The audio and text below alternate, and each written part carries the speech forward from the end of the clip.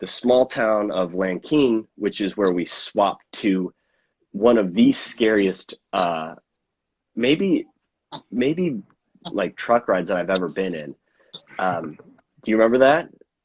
Remember this I truck ride? do. I do vividly because that's where I met the love of my life for the first time. Yeah, yeah. And who was with her boyfriend at the time?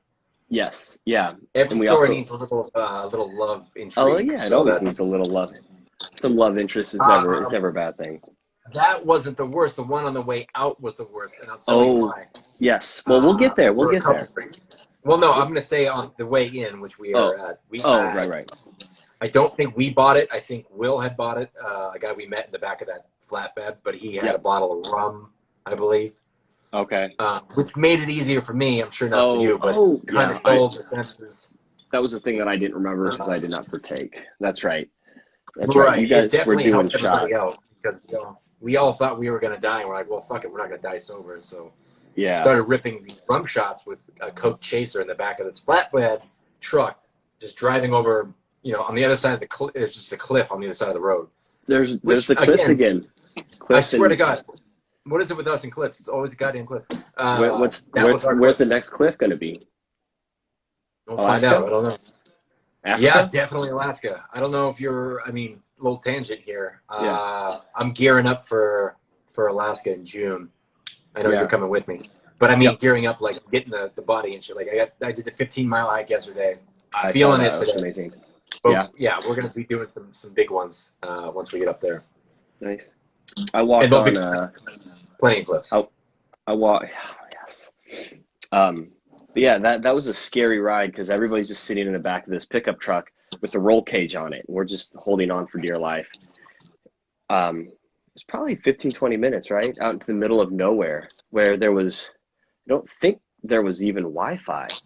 Or if there I was, it was hope not. very, No, no, there wasn't. I very, don't think there definitely wasn't service. because it was a Oh, yoga retreat, wasn't it? yep, yep. And So if you usually wanted, places like they don't have yeah. Wi-Fi.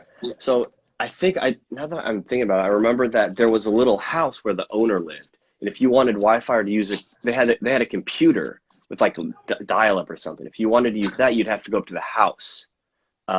I don't know why I Sure. remember that, but yeah.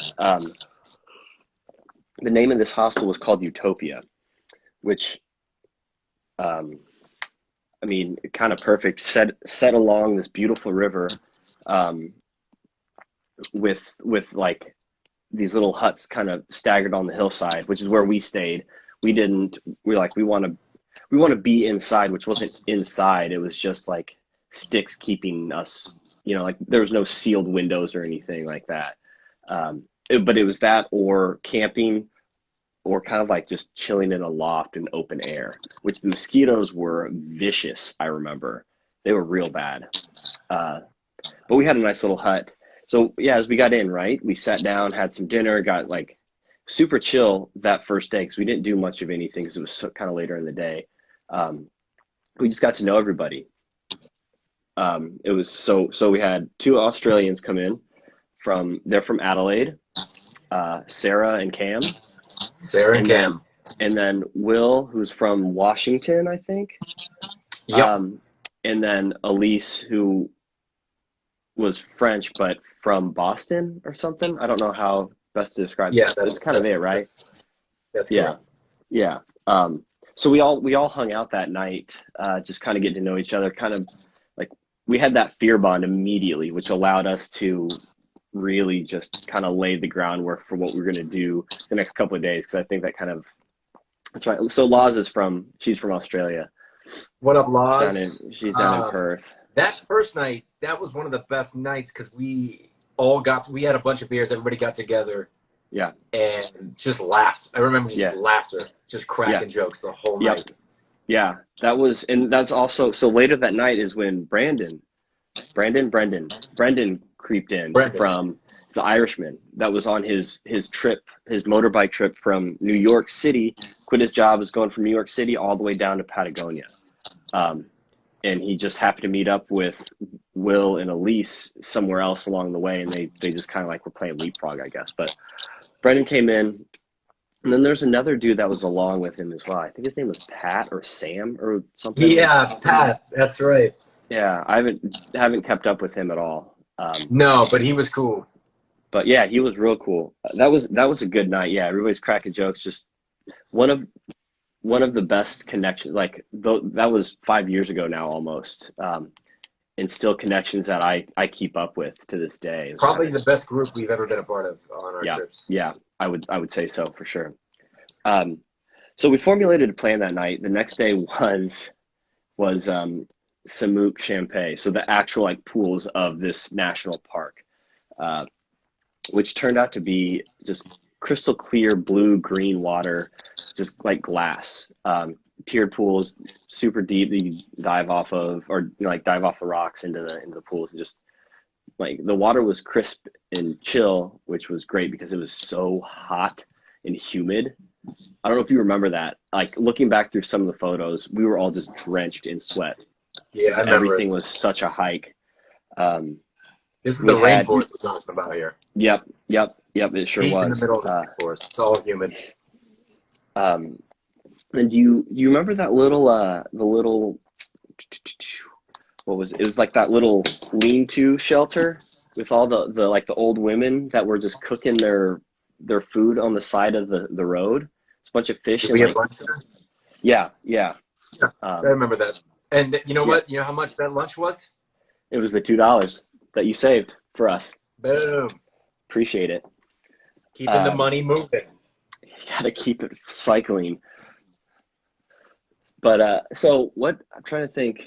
That day was really chill. We just kind of hiked in and hiked out. That was that day. We were kind of battling the rain here and there as well because it was rainy season. So I think When that it morning, rains, man.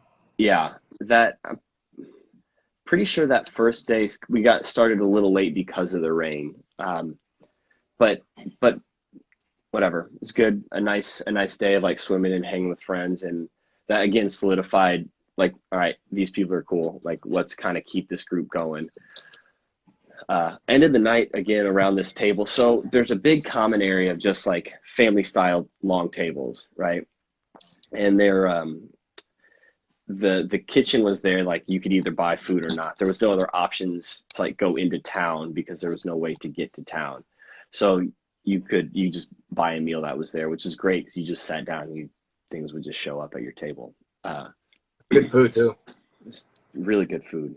It was an That all vegan next place because there was yoga, it wasn't it? was That's right. It sure was. I forgot about that. Yeah, it was all yeah vegan, which is what you know it is what it is. But it was really good food. Kind of that was kind of I feel like before the I don't want to say the wave that it is now, but kind of Yeah, it's a little bit you're right. before everybody was like, hey, I'm gonna eat raw and eat plant based. So, but it was really tasty. The That next morning we had our this was like the epic day of the rope swing. This is this And this incident. you know Oh my what? We gosh. did. Oh yeah, yeah. Go ahead. We white water wrapped it as well, or did the We tube wrap Yeah, it? we did the tube. Yeah, this was a busy day. We Oh did yeah, you so we started off.